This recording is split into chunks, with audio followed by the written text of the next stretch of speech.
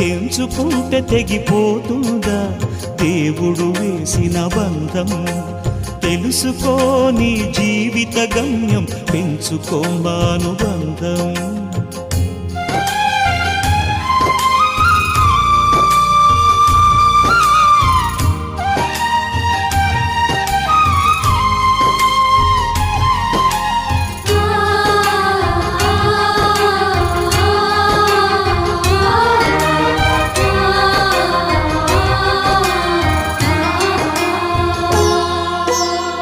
శ్రీవారిని పూజించాలి చిరునవ్వుల హారతితో, దాంపత్యం వికసించాలి తరగని మురిపాలతో.